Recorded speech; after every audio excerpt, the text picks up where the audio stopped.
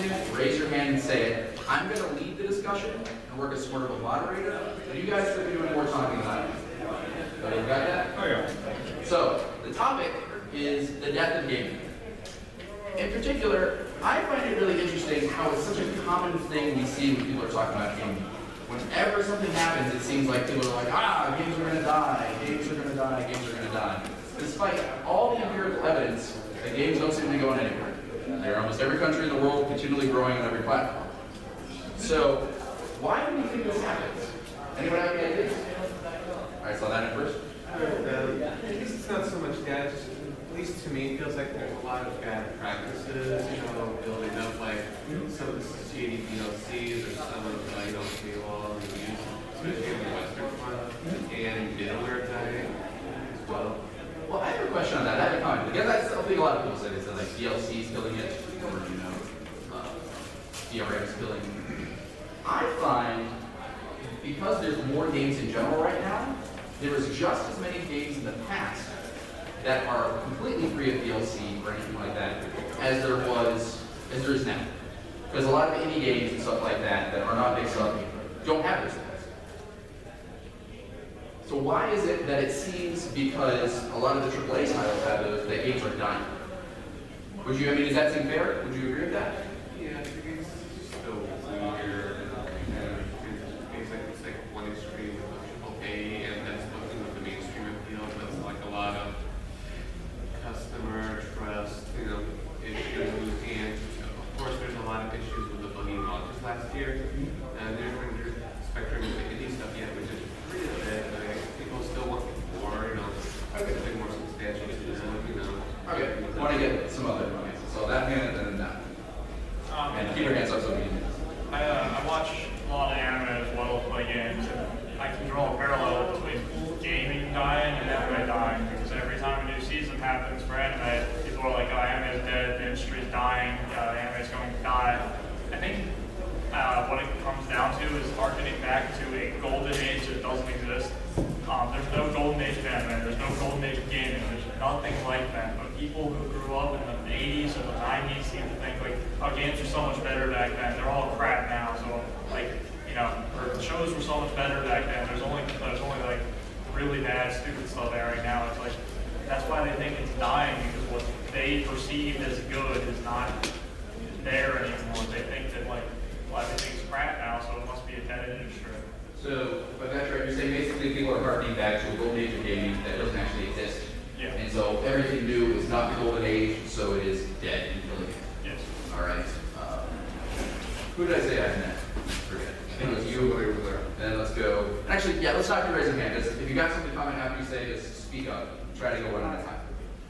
So, go and then go ahead. I think there's more of like a investor influence now in the industry, like it's become like a second Hollywood, where publishers care more about like profits and not time constraints and actual creativity. And it's I don't want to make this into like a concept, but it's kind of why like a lot of like third parties that like come back on the techniques and so we have that faster mindset where it's more like having fun and being creative, like electronic arts, for example, would be more about like maybe something like Transformers, but like maybe So you're saying, Is it about the death of gaming, or is it about the death of AAA gaming? Because I think indie games are rising, and that's kind of dissipating like the common. To expand on that, there's a little bit of, you say the internet has spawned a little more populist trend in video gaming, where a lot of the old business models that served well throughout the 90s and early 2000s are starting to fall apart. And that's why you wind up with, incredibly large flops where they thought they could sustain a high quality title, spend a ton of money on it, advertise the hell out of it, and then it got torn apart over the internet and it happened really fine. And so a lot of the traditional marketing and business decisions that worked well pre-internet aren't working so well now. But you can still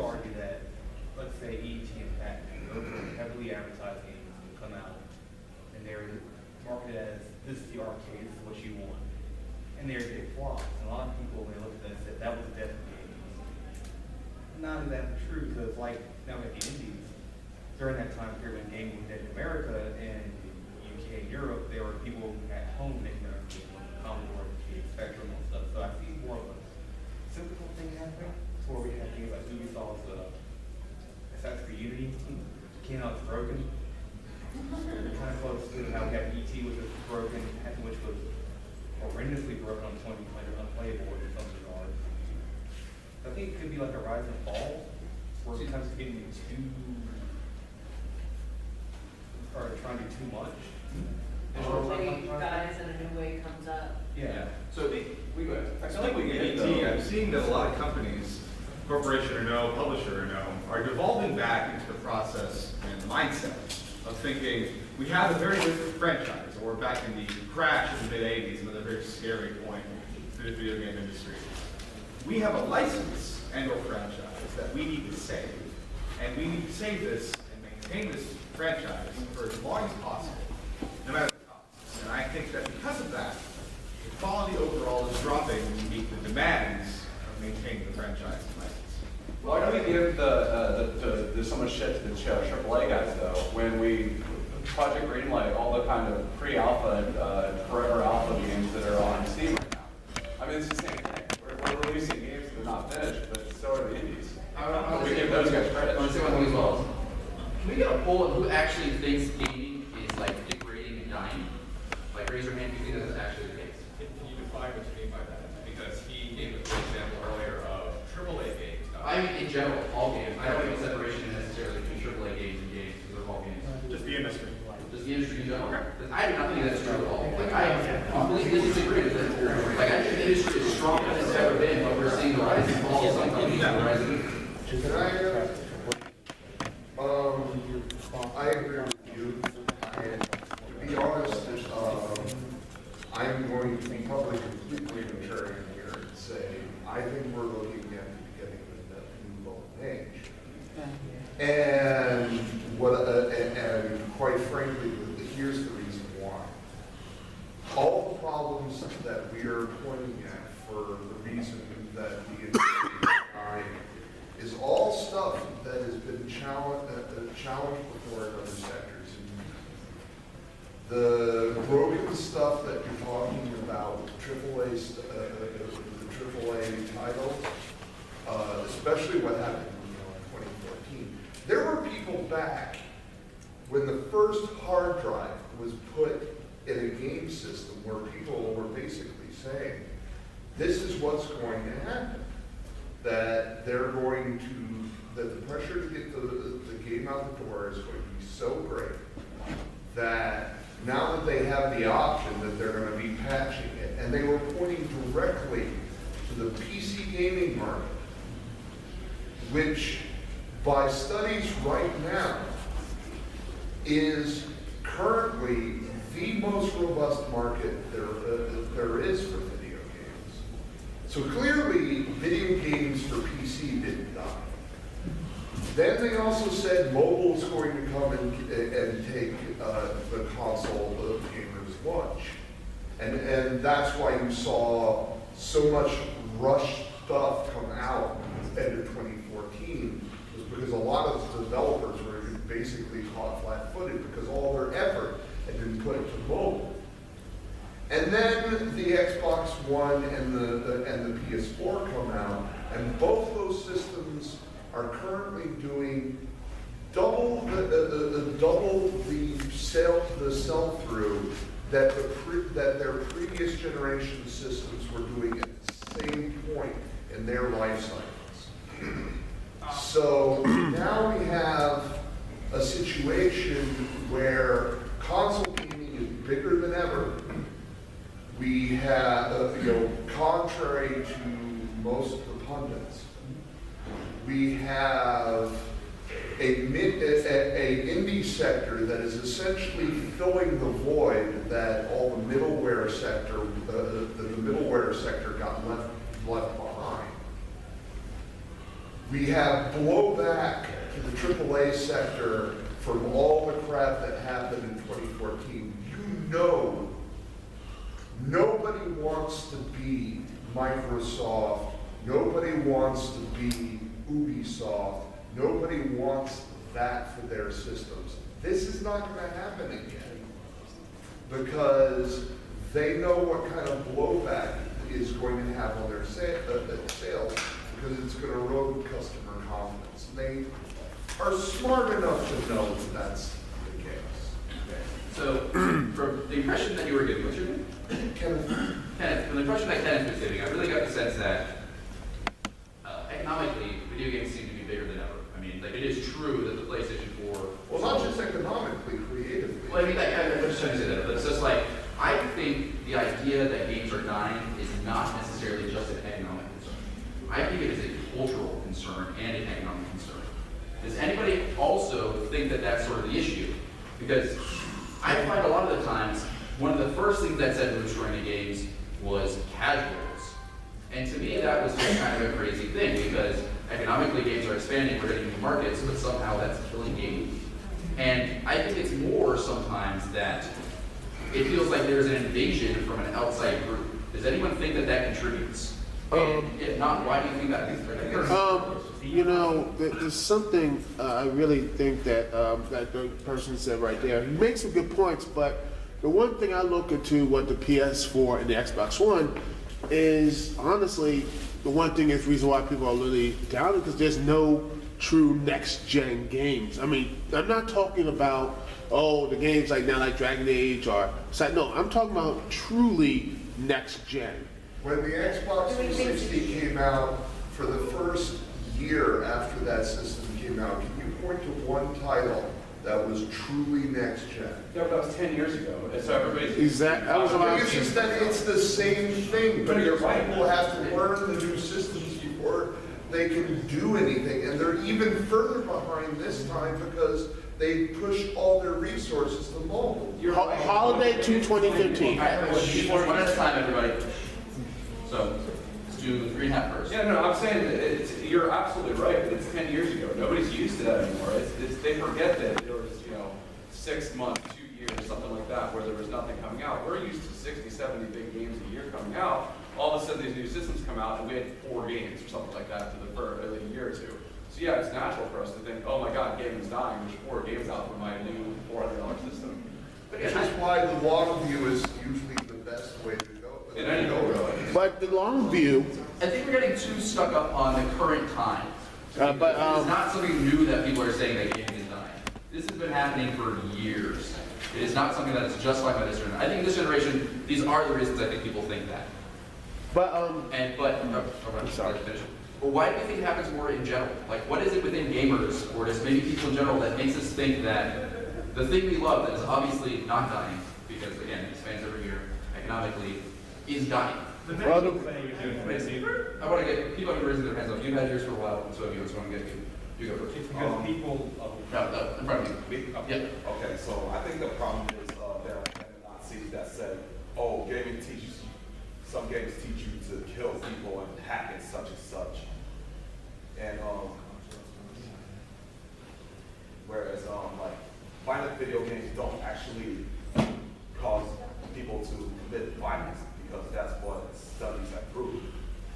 I'm not sure I understand how that relates. but I know what he's trying to say. He's saying that outside groups are being more of a negative outlook in gaming, more of a negative thing. Again, like with Jack Thompson, all this type of stuff. But I don't think that's actually the case for why people think gaming is dying.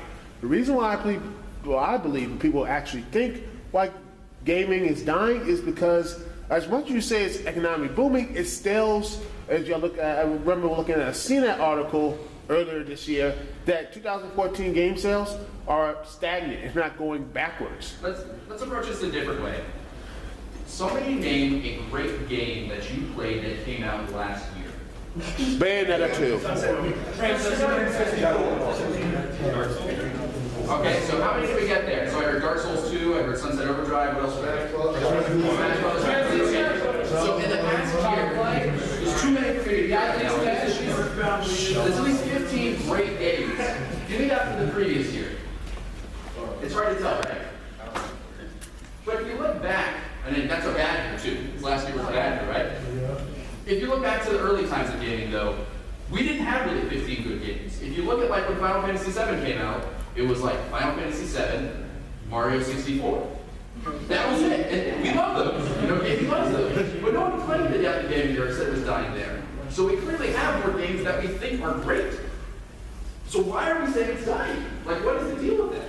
I have a theory. So, yeah, I'm gonna get over here so because I'm focused all over here. So there's One thing I noticed as I grow up, that things I did when I was younger seem like as you go through high school, the marching band gets worse. As you go through college, the football team, stuff like that. In games, when I was young, like Chrono Trigger, go from Chrono Trigger to Mario RPG to Final Fantasy VI, playing these games that are now legendary. Now I turn to Infamous Second Son, which is awesome, but it's like, it doesn't give me the same feeling as things. And so it might be a perceived thing, because as the game community ages, things that you did when you were younger seem pure. I just replayed Secret of Mana and Earthbound. It was ridiculously awesome. And I'm like thinking okay, let me go back to whatever's on my cell phone or this. So are you saying it's also that? No, I don't think it's all just that you might play a part. yeah, I'll get that. Yeah, I think so. That's what I saw what you're saying. So you're saying it's more perception. I just think it might be a part. This might be a part. Okay. So, in actually, what the line of what you were just saying, I'm going to quote Douglas Adams here, who came up with a set of rules that describe our reactions to technologies. 1, anything that is in the world when you were born is normal and ordinary and is just a natural part of the way the world works. 2, anything that's invented between when you're 15 and 35 is new and exciting and revolutionary and you can probably get a career in. 3, anything invented after you're 35 is against the natural order.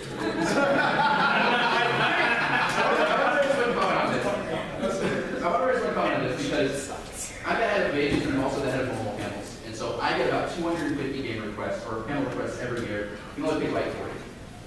What I'm always amazed at is whenever a person wants to talk about a game, like a specific game, they will never pick a game that has come out in 15 years. Everyone wants to talk about Final Fantasy VII and Ocarina of Time. And that's crazy because for me to imagine this, if I was 3 and then graduated high school, it's been that long, and no one can think of a new great game that they want to talk about. Isn't that very strange, just as a perspective of people who say they love games and want to talk about them, to be so stuck in the past? Because I think this also is a big part of it, is we get stuck in the past, and we get amazed with when we were young, and everything else is crap, or it doesn't bring back the same feelings. So, I think part of it is also originality and technology advancing. When Final Fantasy VII and Versus those were brand new 3D games. It was 2D games, used to like RPGs like Earthbound. We weren't used to 3D environments, jump around and everything, and now it is like, what can you go with that's new? I'm not going to think of something that's like new and innovative that like everyone is captured by. I wanted to go I would disagree with that kind of, because I think there were many people who said the Wii was killing gaming, and that is one of the most, I think, innovative new ways of approaching games as well. I don't really like Wii that much, because I don't think it's that fun, but it drastically changed how people thought of games and how they played them. And that is just blatant innovation. But same thing with, having smartphones and touchpads. And the Wii U's got a touchpad that goes through. There's more, that I did lost my train of thought. But I think there are still many innovations. I think we often focus on new graphical innovations and say they're the only thing. But I think there's actual innovations as well. I mean, am I wrong with that? People disagree. The thing is, technology advancing. He not necessarily going from 2D to 3D, but just when we were younger, we had like 64 megabytes of RAM was like a lot. Yeah. And now how much is a lot? Like 1,000 petabytes. It's like, it's that the disparity between what we have access to now. No one can build a gaming PC in 1996. Now anybody can build it for almost the same cost as an Xbox One with more impressive performance if you put the money into it. So, and then we've got stuff like the Steam box coming out. And the Steam box, if it's presented right, it could knock at least the PS4 or become a competitor with the PS4 or the Xbox, because it's like, look at this gaming system you can put in your house and upgrade. And then Nintendo, with their classic selection of whatever, might be the one who is left standing in the end, quote unquote end, because they're the ones who, they're like, how do we make good games? Oh yeah, that's right, we have to put time into it. Masahiro Sakurai put hours of his time. He sacrificed vacation, personal life, eating, sleeping to make Smash 4. and it was an amazing, well-polished racing. I don't know about that. You said effort making games. I don't know specifically. I know Nintendo was still putting in tons of effort. I don't know how much effort Activision or Ubisoft is putting into their games because, as they've shown, they create extremely buggy games. I just want to raise one thing. Like I hear that often on why games are dying is that game developers are lazy. And does anyone actually know a lot of game developers? Because during ages, I contact game developers all the time to get on to talk. I go on the game jam too, and I talk to game developers all the time. I know people who've done game jams themselves, and it is a shit ton difficult to do like any game, even the most basic things. And so this is called laziness. I think that is. I don't. Yeah, I'm not saying. I'm just saying. I only know firmly that Nintendo puts in that much effort into their games. I don't know if the other big name studios, indie games. Yes, a lot of indie games have to put in effort to even be good by any point. Actually, in terms of Western developers, as to why things get so buggy, there was a tweet I saw recently where a developer. Anybody ever seen the movie Pentagon Wars? Okay, you remember the sequence where they're talking about how the Bradley fighting vehicle got to be what it was, and what the poor guy was having to deal with the generals where he's constantly. We want machine guns, we want a it's just like, we want to put missiles on top of the missiles on top of it, and the engineers going, the soldiers are going to have to wear the missiles as hats. It's just like, and that constant kind of interference from the exec on top. Basically, this dev was basically pointing a direct finger at that. He said, "This is why AAA games end up the way they do." Again, we're not talking about the death of AAA games. We're talking about the idea that games are dying. It's not focused just on AAAs. Okay. Because I think it's a much larger issue than that. And I think you can talk about AAA business practices, but there's clearly situations where we're not talking about I think what the real problem is, at least in culture, is that, let's be honest, when most of us started in video gaming, this was back in the early 90s, the video games were extremely a niche. I had to convince my friends that video gaming actually was a hobby because it wasn't accepted widestream enough. And I think what you've got now is a very insular group that has maintained that feeling all the way up to now. Plus, you've got the "get the hell off my lawn," old man reaction. What the gentleman quoting Douglas Adams would say is just that you have. I've seen people who are rationalizing why they're getting out of games with, well, I'm older now, I've got a job and responsibilities, I don't have time to play these games anymore, I just want to pick them up and play them. I've got kids now, and I can't, and that's a big amount of grab on my time. So it's simpler for me to say, I'm not missing out on anything. I'm the real reason that I can ignore all the personal decisions that I made for myself and basically say, I'm not missing anything because the gaming industry is falling to hell anyway. Okay. And I think there's that attitude prevalent in at least some sectors of the video game community. Okay, I want to get that because that's kind of prevalent in the US as well. So, agreed.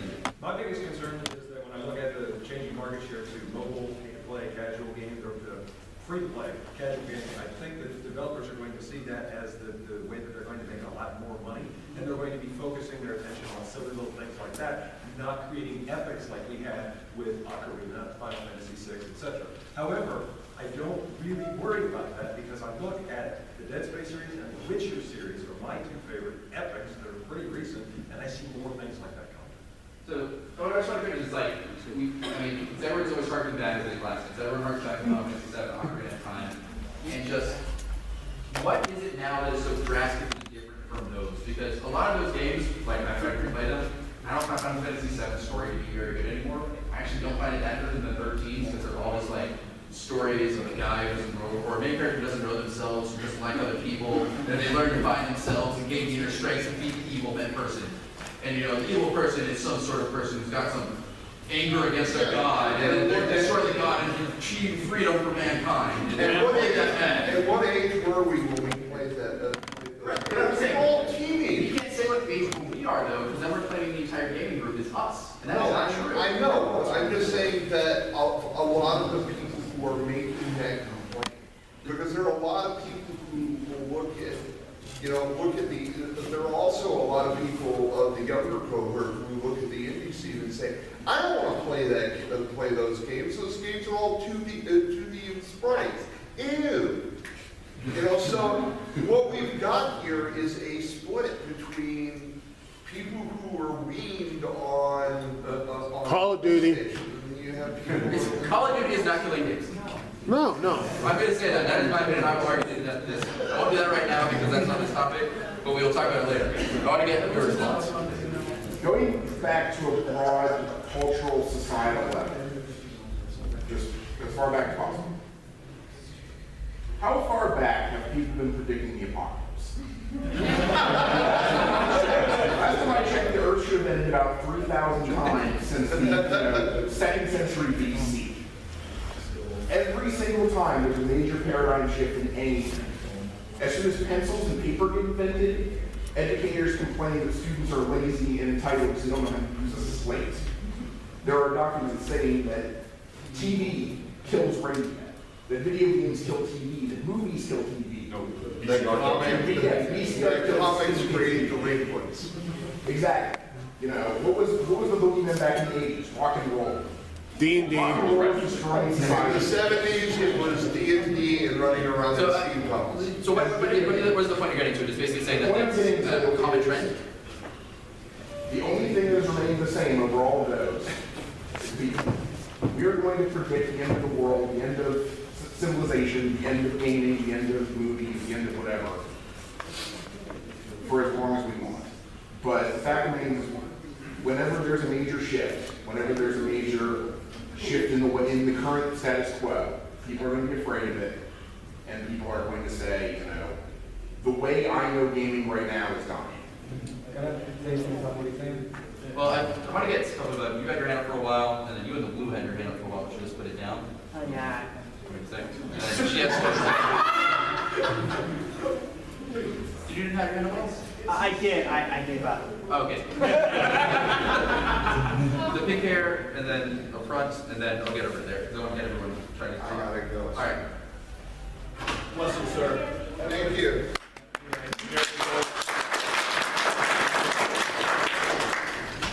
When I was a kid, everyone made fun of me for playing video games. My two older sisters were like the most popular kids in school, and they definitely made fun of them. But now that they're older, they ask me what games are cool to play, and they want to play games. So I think that the culture is growing, and more people are getting into gaming. And old school gamers are like not okay with the former bullies joining the gaming crowd.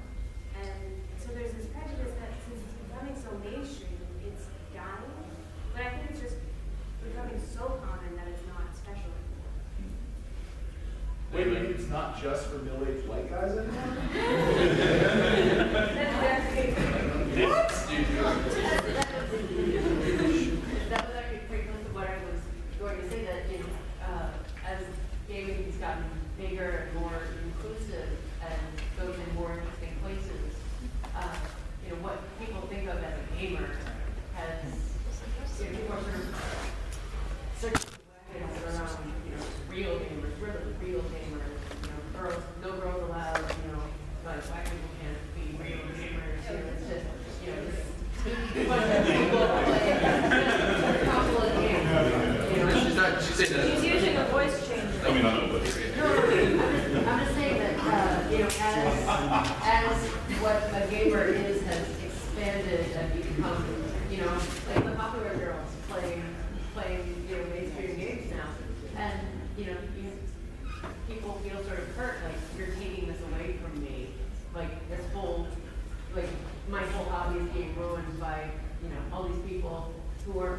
gamers and taking it away from you. I want to share something else, because I think this is the heart of the issue. That is my thoughts on the whole thing, the heart of the issue. And I'm going to share something about, dealing sort of for Magfest. There are people who think mages is killing gaming. Yeah. Talks like this, gaming discussion on an intellectual level is killing gaming. We get emails like that. Well, there it is. And it's just so weird to be in a situation because it's like, it changes. We should have a forum about the forums. So we should just put a meta forum. Yeah.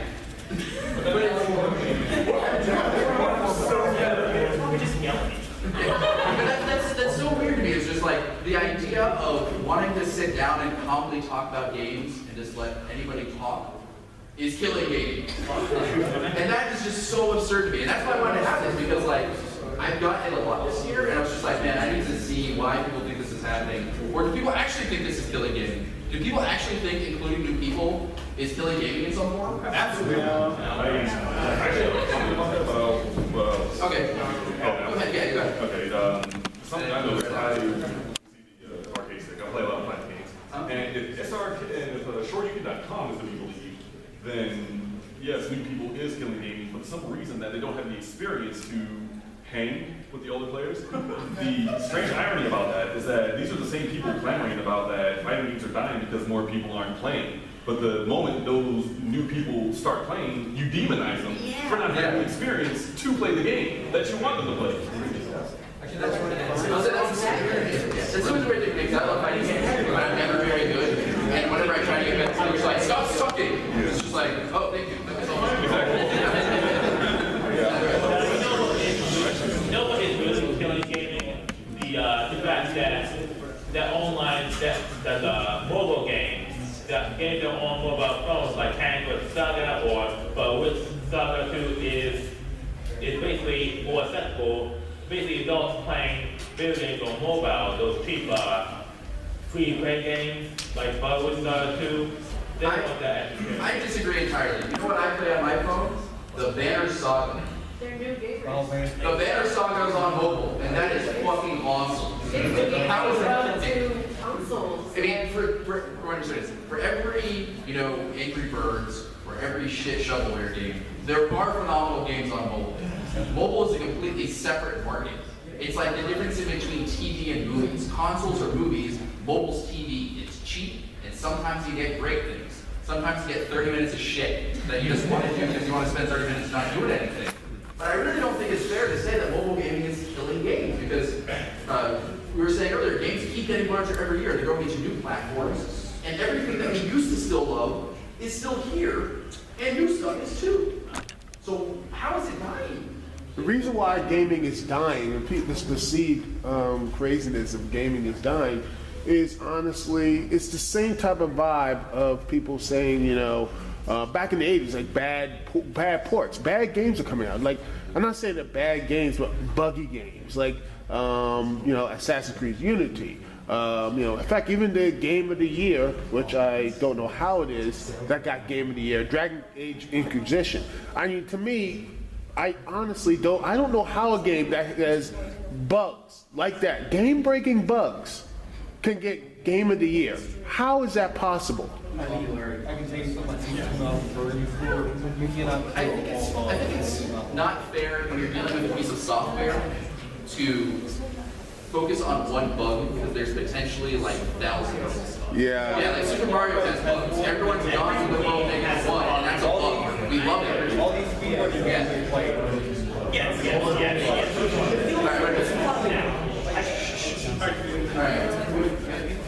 If I may add to the nature of bugs, and this fellow's comment about Shuriken and their discrepancy with the populace playing fighting games and then demonizing the populace, I think that via human psychology, that pessimism and anger is a lot easier to group over than content. Or being content with content, being happy, satisfied. And you see in a lot of reviews nowadays a cold numerical system of judging a game and its worth to the players. And I think that has sort of bled over to the society, as it were. has made people cold and angry and precise themselves as to what they don't like about a game and why you shouldn't play. And I think that people are hoarding over that and creating this anger that is sparking the death of gaming. So I guess you're sort of saying that the current way we evaluate games is kind of cold and restricted because it's like strictly mathematical, and that's had an effect on gamers themselves. That's only an example. I'm thinking that has made gamers angry. Okay. And that anger is making gamers, those gamers in question actually, group together and start to multiply in a way. That pessimism and anger is easier to form, I think, than actually being happy with the game. Okay. All right. Well, lots of people have their hands up right now, so we're gonna get a better way to do this. Does anyone have a ball or something I can throw around? There's a book. What I'm gonna do is I'm gonna throw this book to a person, and then after that person has finished what they say, throw it to another person who has their hand raised. This book is a history book at Lawrence Side, so I haven't heard anything from you. We might have a safer alternative. Yeah, that's much safer. Hey, Mark. Let's go down here. Excuse the chair. This knife in my pocket. Honestly, I feel it's a mixture of both. Both of what? Very like long-term, like hardcore gamers that's been playing since like 80s, very early 1980s to like now, and mixture of casual gamers getting angry at like high skill levels some people require. For example, who here plays fighting games? What is this? Do you mean well? Yeah. Fighting games generally take a high-level technical skill to get really good at. Like you have to know like brain by brain for a lot of games. So there are some said. Now, would you be upset for anyone that's actually good at fighting games, by the way? I'm not. That is an Angry Birds player that just mainly plays Angry Birds, mobile games, and so on. There's something wrong with playing those games, by the way. They told you how the balance of the game they play. You know, they haven't really played on a high technical level yet and haven't understood the complexity of the game yet. I've been pretty annoyed by it. And these people go on forums and complain the balance. And the worst part is, like, it's a growing majority, so developers listen to them, because generally you want to appease like the highest number. Now, I'm not saying casuals are ruining fighting games. I don't think that will happen. I really generally do not think that will happen. And I don't think game is dying. But I don't think game is going to like be brilliant any time. I feel like it's kind of in a bit different place. There's occasional like huge gems that come out and it works really well. But the failures are even more famous because it's fun to make fun of the game that failed. Can I ask you a quick question? Sure. There you go. Always. What would you say is the general fighting game opinion on the auto combo system on the board right now? Oh, that's not hard. Personally, I feel like it's okay because like it's not that strong. Because I feel like the combo is very basic and you can pull it off easily if you just practice a little bit. And there's a lot harder combos that will reward you better. It's also like very easy to deal with too. I feel it's good for like new players to deal with like, you know, average, more skilled players. And I don't think there's anything wrong with that. I don't think it should be implemented in every single game all the time. So I'll say this, I've gotten close to 10 people that I know personally to start playing fighting games because back to one season. I do believe it's a great way to introduce people. So long as it's not like overused and like, you know, like abused to, well, yeah, as long as it's not abused, that's what I'm saying. Well, can I ask a question to this? Because I think, we're talking about fighting games a lot, because I think that's definitely what we're talking about. It's a death of a genre, because that was the genre from the middle of the 90s till roughly I would say, till 97 when Final Fantasy VII came out. That was the genre that people played. I mean, Street Fighter 2 came out, Mortal Kombat 2 came out, they had hundreds of clones. Most of them were really, really, really shitty, but it was really, really, really big. Killer Instinct. But do you think people sometimes are weary of the new people coming in, or like them changing a little bit?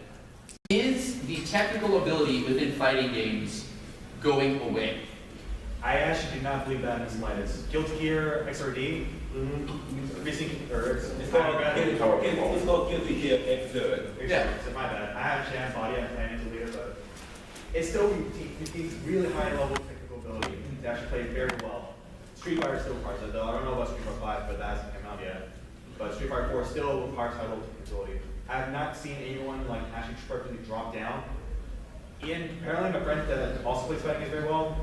You know, I think the 2-button game where like concept that still requires a decent amount of technical ability. You have to pay attention to frames. Yeah, that's still pretty good. So I'm of that opinion as well, that there's just as much technical ability as there was in old school games in terms of fighting games.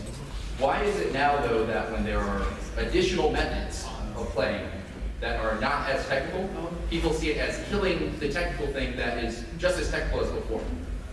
Yeah, because you got the fights. Okay.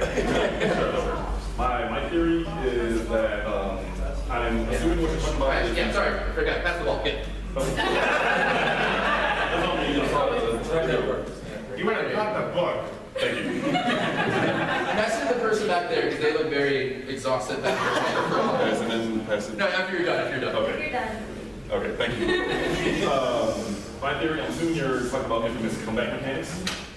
Every time I ever hear anyone talking about a fighting game, they're talking about casuals killing fighting games and how everyone's a scrub now and there's no real games anymore. Street Fighter's for scrubs, Marvel vs. Capcom 3's for scrubs, Blade's used for scrubs, everything's for scrubs apparently. Well, as far as that's concerned, that's just fractures within the fighting game landscape. Like me personally, I play some of everything. I have my preferred games, just like I'm sure you do. Yeah. You probably have your preferred games, etc., etc.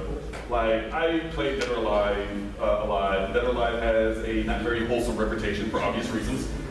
Those of you familiar with the game, and if you're not familiar with the game, then it's girls with the more exaggerated anime proportions. If you will.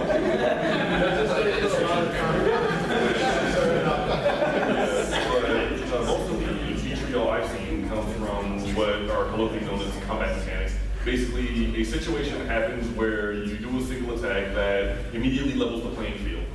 And a lot of people think that's unfair because now you just did this one thing, so now my massive lead ahead has just been null and void because you just so happen to catch me with a ultra combo with just 2 buttons and that's it. Exactly.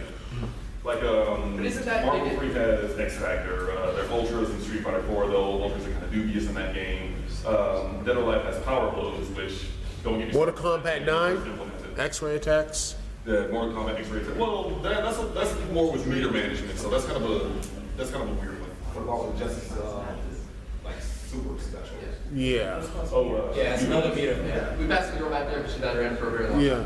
I'm really bad at catching, so. Oh! Alright, you asked about the technical thing and how people feel that their skills gone wasted. I'm going to try and shoot a metaphor here that hopefully will be understandable. When you go get a new game, and let's say it fucking flops, and the next day it goes for $40, $30, as per you're paid $60. I think that's the issue, is that the new players get the $30 game, they get the same exact thing, and maybe more DLC than you did. And that's the thing, like your technical skill that you've been playing for so long that you've developed these reflexes, and they're kind of going to waste, but I don't know. Maybe that's a little bit more understandable. The other thing is that I wish we could get rid of the word casual and be like mobile gamer, or like, you have a job gamer. Yes. You got family. That's another thing that I find really strange too is like, a lot of people with jobs play a lot. A lot of people with jobs do play a lot of games. Sure, I have a job, I go to school. It is a scenario where it seems to be a gamer and to not be a person who is even hinted at as killing games. You have to have the time and the money to play like every game excessively. Yeah. And I think that's really weird because in itself there's a lot of like class assumptions that happen with that because to have a ton of free time and the money, you have to be doing pretty well, which not everyone is, and so it's like inherently discriminatory in that aspect. And I just find that really, really like sad as a community because it seems so common that like people are just like, you don't play games enough. And it's like, well, fuck you, I have a job and a kid. Yeah, if you're not on the lead, like I play Diablo 3 a lot. Yeah. If you're not on the leaderboards for Rifts, like now you're a fucking casual. Yeah, you're killing games. It's so crazy that that's the response, and I don't know. It's just weird to me as a community that this is such a common thing. No matter what happens, someone is killing games, and that is a common response amongst people who call themselves gamers to people who are slightly different than them in gaming. And it's very, I think, negative, and it bothers me. All right, so pass the ball. All right, then. The one thing I will say, and I will aim it, I will throw it to the guy who quoted the Douglas Adams. Who? Okay, yeah. This one? I just want to get the other side resolved because I think I'm All right, focusing over. I'll pass it to him and he'll try to throw it to Douglas Adams guy. But anyway, before I forget this question, this whole comment, it's to me, gaming, I think as a whole, is not dying, which I will continue to say. And the reason why that is not dying is because, like I said, a lot more people are getting into it. A lot more people who are taking more of an analytical look at these things, which I honestly think is something which gaming needs more an electrical type of look into of stories and things like that. Which honestly, if for the longest time, as someone who has played games since I was 2 years old, and I love games and mostly RPGs, I like them too, but can anyone honestly here tell me that is there any one story in games that could come even close to any like best Oscar nominated work? Superman 64. I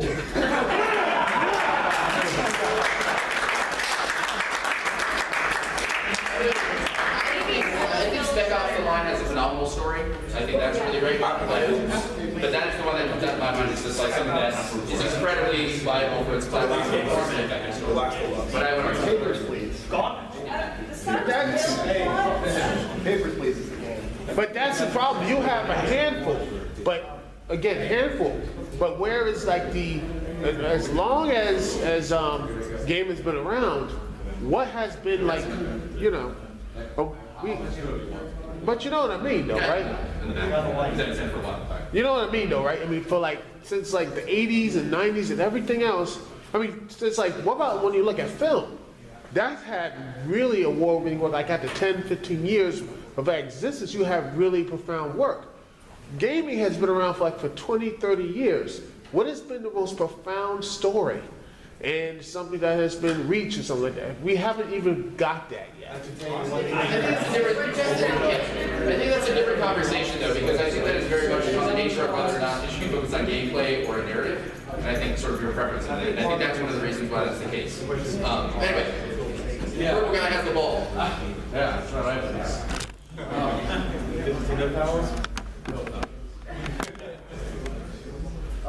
No, I mean, a lot of people here have been talking about kind of a natural xenophobia in gamer culture.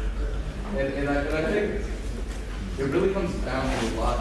I mean, the nature of culture is about shared experience. And you're talking about what's the difference, why does everybody want to have a major panel on the Ocarina of Time, which I think has come out for years. Then you also talked about the options. You asked how many people have played amazing games in the last 15 different ones. And I think the chances that we all have had a shared experience for one of those epic games we were back then is greater, and that kind of forms the culture. And I get that, like, wanting that solidarity, especially from a community that's been, a lot of people believe something, whatever, and it's kind of driving the community as a whole together, for gaming specifically. But I guess what's weird about that for me is like, so yeah, I have a little sister, that's 5 little sisters actually, and one of them says like, I really like gaming, and me, I'm like, you don't like, I was like, I saved Hyrule, you threw a bird at a poorly built house. Well,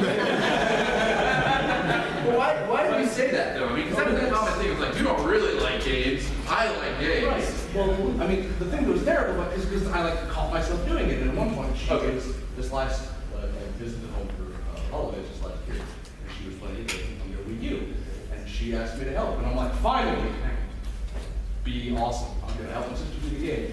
Bayonetta 2, got my ass kicked immediately. Because you're a casual. I am a casual.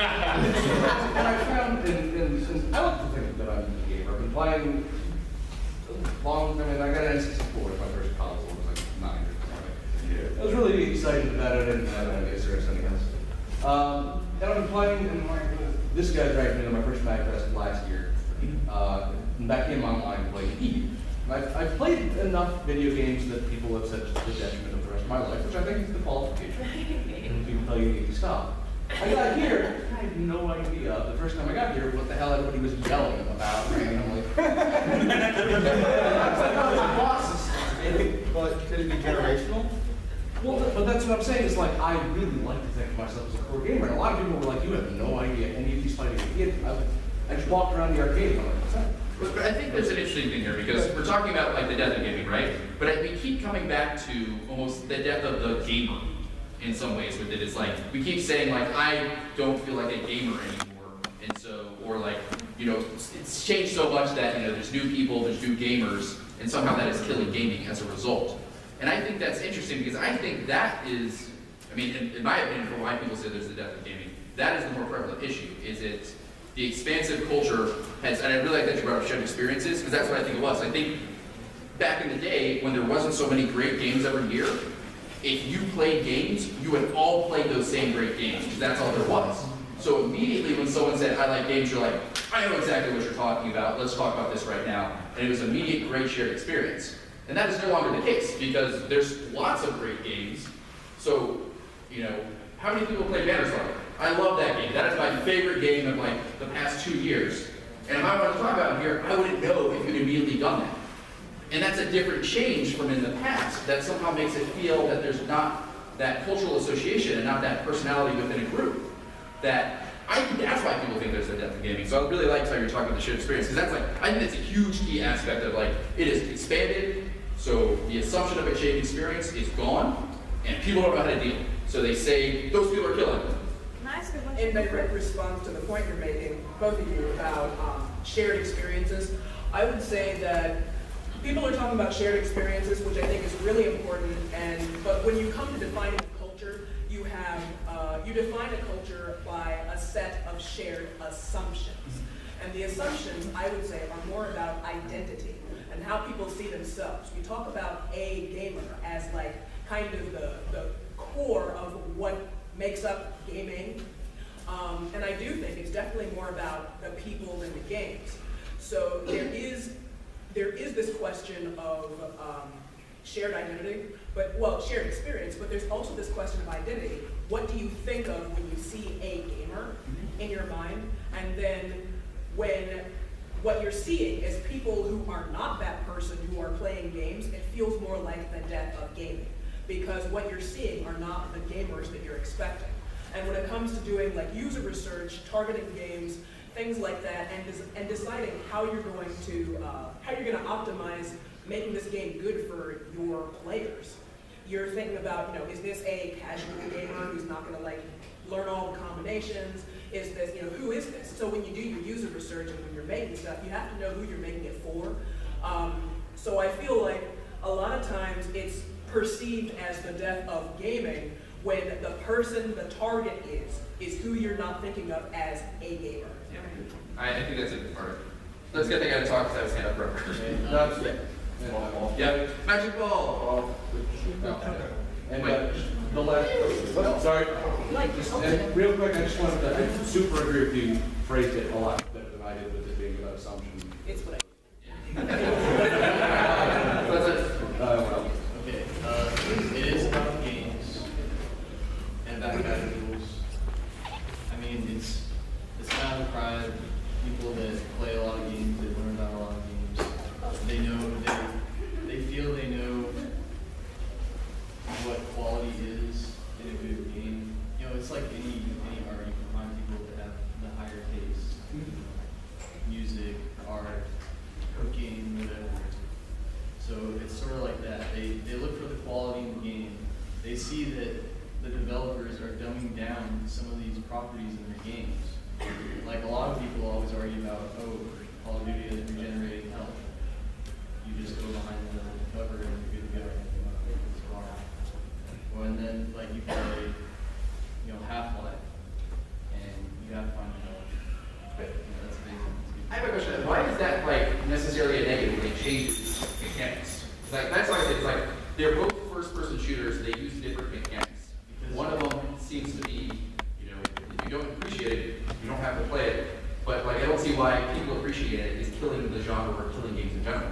Well, people just say it puts more challenge in the game, and it just makes it better. Like, Dark Souls always But to counter that, Dark Souls just here's a counter example for that. Super Mario World, I played as a child, was fucking hard on the Secret World. I thought I finished it. I cannot beat 3D Land or 3D Land World, even though they have the P-Wing, which makes it bonus one, give you unlimited whatever, do whatever. I still can't finish those. Those are 3 games last year. And those were, I think people said, Nintendo's killing Mario for casual. I can't fucking beat the last stage of the 3D Land. It's fucking hard. I think it's a generational thing of like, people scared of changing stuff. Because regenerating health doesn't mean it's going to be easier, it can be harder. Right? I can't be top 4 and that's easy. I also have an assumption here. it doesn't matter too much about the difficulties. I mean, there's easy games that are still good, especially from Nintendo, like Mario Bros. It's not super hard. It's still well designed. Do you think maybe it's Well, these games so- are turning from an identity just back into a hobby? Or do you think Well, I've read some people actually want the death of gaming because then the developers will have to go back to the niche group. And then apparently that will give them their quality. entitlement? It's the era of entitlement. Yeah, that's it. That's why they're saying that. Okay, so you got the ball, so you want to pass it to.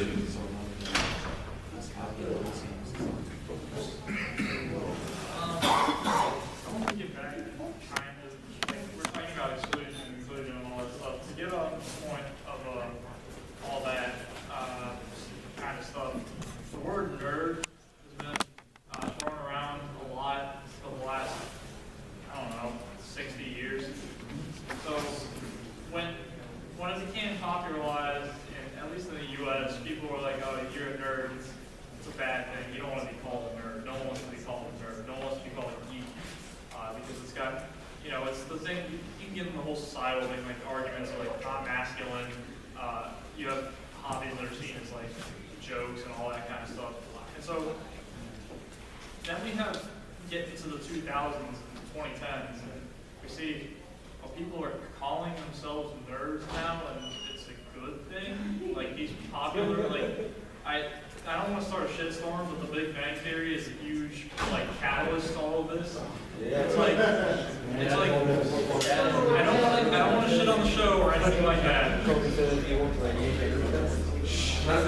So, what it did was, it said like, oh, look at like, you know, nerdy hobbies and stuff, it's all funny and stuff like that. And then it became, the show sort of warped into, now it's just about normal people with girlfriends. It's like, it's not nerdy anymore. It's like, but for some reason, people suddenly wanted to develop like, oh, I'm a nerd, and I watched Captain America once 5 years ago.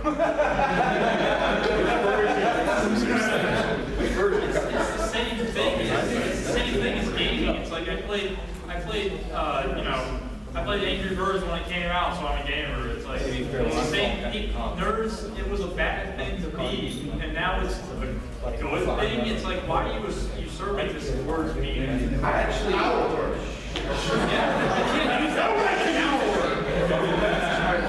want to comment on this because I think that is a very common argument that I've heard is that gaming, nerd culture has become cool, and so often people who have been nerds and gamers historically feel that, you know, it's kind of weakened what the term means.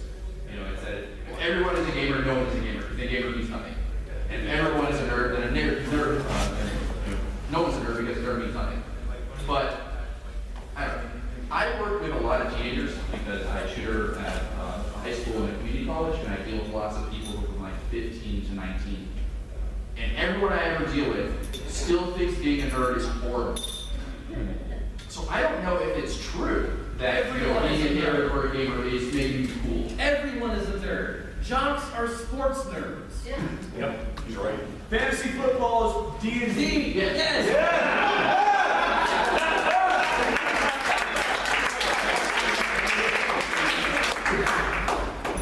But I guess it's just like, do we think it's actually cool to be a nerd in the culture? Thing on it called gamer dating.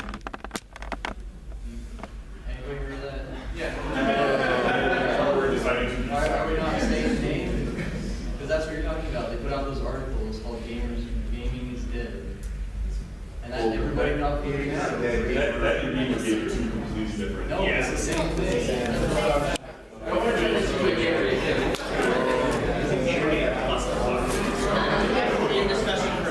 yeah, that is a discussion for another time.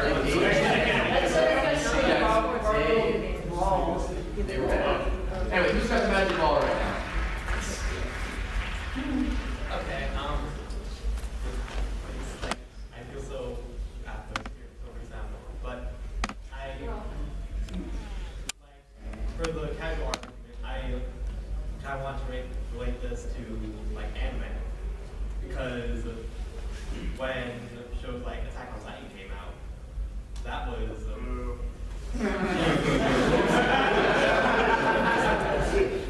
that one seems like the breakthrough of anime, like into the mainstream community.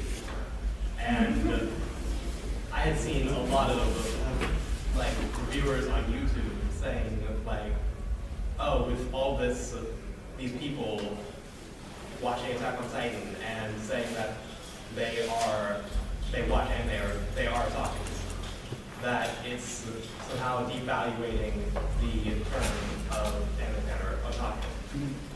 So, it's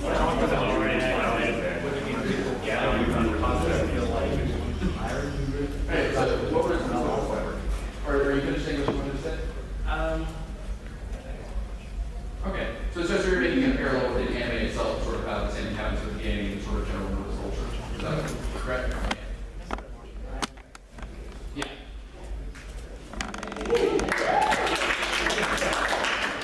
So, I don't know how much we covered this because it came in a little late, but I wanted to go back to the age and nostalgia factor.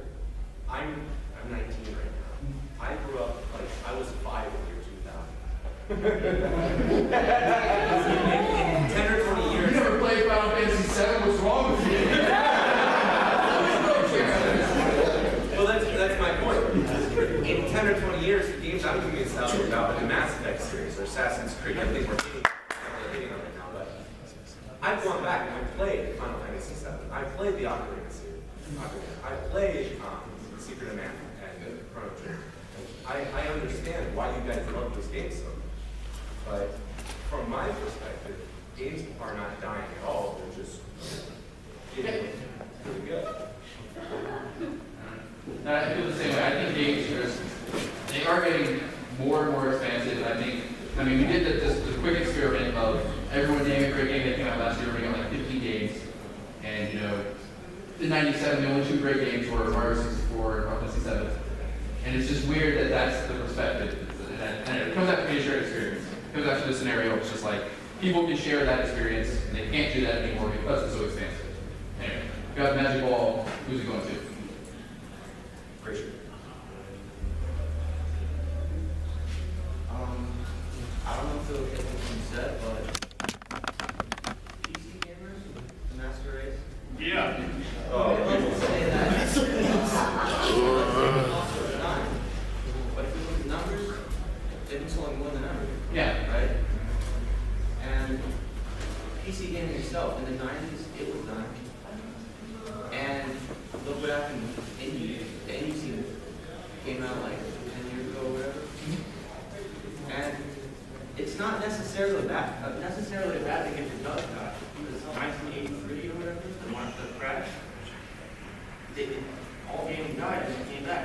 Gaming didn't die in '83 in America, yes, but not in say the UK or people at home. Like the single person play, I make my own game, or here's a magazine where I can type this code in and play games. But so many console developers, or so many console companies just disappeared. You know, Because of bad business practices, bad games, and just bad consoles altogether. You know what you want to say? He has the magic ball.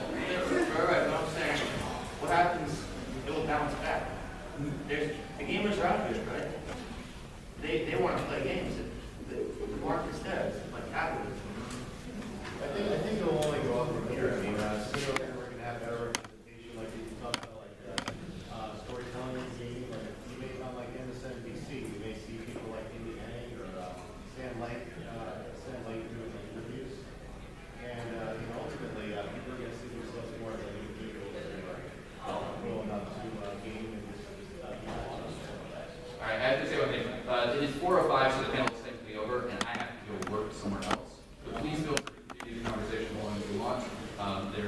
30 panels that we're doing in a similar scenario. But yeah, so this is officially over and I have to go. But thank you for everybody coming.